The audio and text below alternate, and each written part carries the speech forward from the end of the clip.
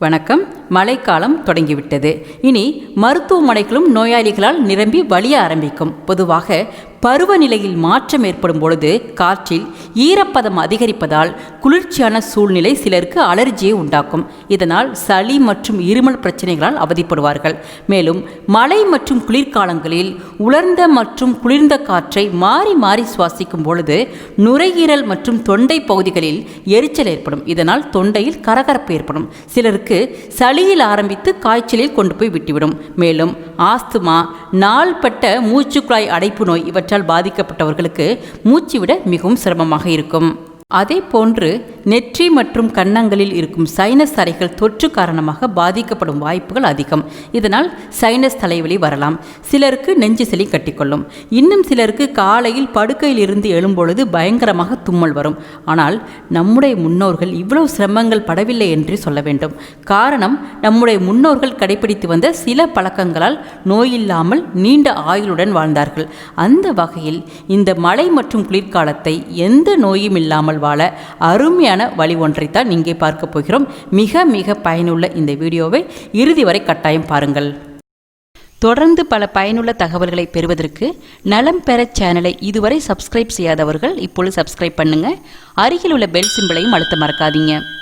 மழை மற்றும் குளிரை சமாளிக்கும் அருமையான ஒரு மருந்தை பற்றி தான் இப்பொழுது பார்க்க போகிறோம். அது வேறு ஒன்றுமில்லை, திரிக்கடுகம் என்ற முக்கூட்டு மருந்தாகும்.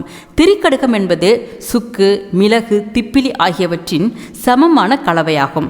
பழங்கால மருத்துவ வகையில் இவையும் ஒன்று.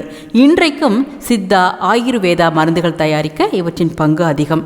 இதில் உலர்ந்த இஞ்சியே சுக்கு எனப்படுகிறது. நம் நாட்டுப்புற பழமொழியில் சுக்குக்கு மிஞ்சிய மருந்துமில்லை, சுப்பிரமணியனுக்கு மிஞ்சிய கடவுளும் இல்லை என்பார்கள்.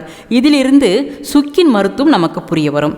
இஞ்சி சாறு அனைத்தும் உலர்ந்து போனதால் இவற்றில் சக்தி அதிகமாகவே இருக்கும். முக்கியமாக இதில் நார் சத்து அதிகமாக இருப்பதால் நமது உடலின் ஜீரண உறுப்புகளுக்கு ஏற்ற அருமருந்தாகும். செரிமானம் செய்யக்கூடிய உணவுகளில் கார்போஹைட்ரேட்ஸ், புரதங்கள், கொழுப்புகள் மற்றும் குளுக்கோஸ், அமினோ அமிலங்கள், கொழுப்பு அமிலங்கள், கிளிசரால் போன்றவற்றை மூலக்கூறுகளாக மாற்றும் வேதி நிகழ்வுதான் இந்த செரிமானம் என்பதாகும். திடமான உணவுகளை கூட எளிதாக மாற்றக்கூடிய சக்தி நார் சத்து உள்ள உணவுகளுக்கு உண்டு. இதில் அதிக சக்தி பெற்றது இந்த சுக்கு. முக்கியமாக இதயத்திற்கு உகந்தது இந்த சுக்கு என்பது மிக சரியான உண்மை. அடுத்து மிளகு. 10 மிளகு இருந்தால் பகைவன் வீட்டிலும் பயம் இல்லாமல் உணவு சாப்பிடலாம் என்பார்கள். இதை இந்தியாவின் கருப்பு வைரம் என்றும் கூறப்படுகிறது. இவை மலைகளில் கொடி போல் படர்ந்து வளரக்கூடிய அதிக மருத்துவ குணம் கொண்டது. சற்று காரமாக இருந்தாலும் இதன் மருத்துவ நன்மைகள் மிக மிக அதிகம். மிக பழங்காலத்திலேயே உலகின் பல நாட்டினரும் நம் நாட்டுக்கு வந்து வாங்கி சென்ற ஒரு அற்புதமான விளைபொருள்தான் மிளகு. நெஞ்சில் சளி கட்டி கொண்டு அவதிப்படுவோருக்கும் மிளகு அருமையான மருந்து. நுரையீரலில் உள்ள அனைத்து விதமான பிரச்சனைகளுக்கும் தீர்வு காணக்கூடியவை. மேலும் இரத்தப்போக்கை நீக்குவதற்கும், கெட்ட கொழுப்பை கரைப்பதற்கும், குடல் புழுக்கள் நீக்குவதற்கும், விஷக்கடிகள் முறிவு செய்யவும், இரத்தத்தை சுத்தம் செய்யவும் இவை உதவுகிறது. அதே போன்று திப்பிலி. பொதுவாக சுக்கு மிளகு என்றால் எல்லோருக்கும் தெரியும். ஆனால் திப்பிலி என்றால் நிறைய பேருக்கு தெரியாது. உண்மையில் இந்த திப்பிலியின் காய்கள், உணவுப் பொருட்கள், மருந்து பொருட்கள், உயர் ரக மதுபான வகைகள் மற்றும் வாசனை பொருட்களில் பெரிதும் பயன்படுத்தப்பட்டு வருகிறது. காசநோய் கிருமிகளை எதிர்க்கும் தன்மை திப்பிலிக்கு உண்டு. இந்திய மருத்துவத்தில் பல்வேறு நோய்களை குணப்படுத்தும் மருந்து பொருளாக தொன்று தொட்டு பயன்படுத்தப்பட்டு வருகிறது. இப்படி அற்புத சக்திகளை கொண்ட இந்த மூன்றும் சேர்ந்த கலவைதான் திரிக்கடுகம் எனப்படுகிறது. இந்த திரிக்கடுகத்தை தேநீராக தயார் செய்து சாப்பிடும் பொழுது சொல்ல முடியாத அளவுக்கு நன்மைகளை கொடுக்கக்கூடியது. சித்த வைத்தியத்தில் சுண்ட காய்ச்சி பருகுவது என்பது மிக சிறந்த சக்தி வாய்ந்த ஒரு நோய் தீர்க்கும் முறையாகும். இதன் அடிப்படையில் இந்த தேநீரை தயாரித்து அறிந்து வருவது நல்லது. என்ன செய்தாலும் சளி விடவே மாட்டேங்கிறது என்பவர்கள் தொடர்ந்து திரிக்கடுக நீரை அருந்தி வந்தால் சளி பிரச்சனை ஒரு முடிவுக்கு வரும். இது தீவிரமான நெஞ்சு சளி, ஜலதோஷத்தை போக்கி இயல்பான நிலையை அடைய செய்யும். சொல்லப்போனால் சளியை நீக்கும் ஒரு அருமையான மருந்து இது. இது மட்டுமல்ல, இந்த தேநீரை அருந்தி வந்தால் நுரையீரல் மற்றும் ஜீரண மண்டல உறுப்புகளின் செயல்திறனை கூட்டும். மேலும் இனப்பெருக்க உறுப்புகளின் கோளாறுகளை நீக்கும். கருமுட்டை வெடித்தல் குறைபாடு உள்ள பெண்களுக்கு நல்லது. மேலும் உடல் எடை அதிகமுள்ளவர்கள், கொலஸ்ட்ரால் அதிகமுள்ளவர்கள் இவர்களுக்கு சிறந்த தீர்வை கொடுக்கும். இப்பொழுது இந்த திரிக்கடுக சூரணம் எப்படி தயார் செய்வது என்று பார்ப்போம். சுக்கு, மிளகு, திப்பிலி இந்த மூன்றையும் சம அளவு எடுத்துக்கொள்ள வேண்டும். சுக்கை மேல் தோல் நீக்கி சுத்தம் செய்து எடுத்துக்கொள்ள வேண்டும். மிளகு, திப்பிலி ரெண்டையும் சுத்தம் சுத்தம் செய்து இளம் வறுப்பாக தனித்தனியே வறுத்து எடுத்துக்கொள்ள வேண்டும்.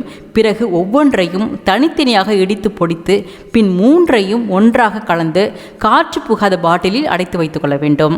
இதனை தினமும் 2 கிராம் அளவு காலை மாலை என 2 வேளையும் தேனுடன் கலந்து சாப்பிட்டு வந்தால் இருமல், ஆஸ்துமா, காய்ச்சல், வயிற்று வலி, வயிறு உப்புசம், பசியின்மை, தொண்டை வலி மற்றும் தொண்டைப்புண் குணமாகும். மேலும் இரைப்பைக்கும் ஈரலுக்கும் பலத்தை கொடுக்கக்கூடியது.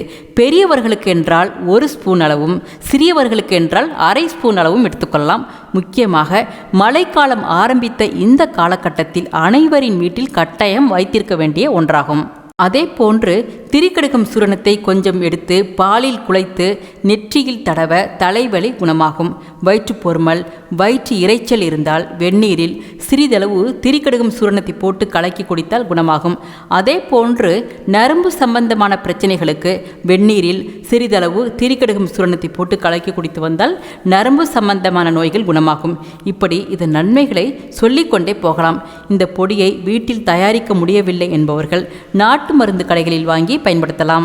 இந்த வீடியோ உங்களுக்கு பயனுள்ளதாக இருந்தால் லைக் பண்ணுங்கள், உங்கள் நண்பர்களுக்கும் ஷேர் பண்ணுங்கள். இது போன்ற பயனுள்ள பல தகவல்கள் உங்களை வந்தடைய நலம் பெற சேனலை இதுவரை சப்ஸ்கிரைப் செய்யாதவர்கள் இப்போ சப்ஸ்கிரைப் பண்ணுங்கள். நன்றி.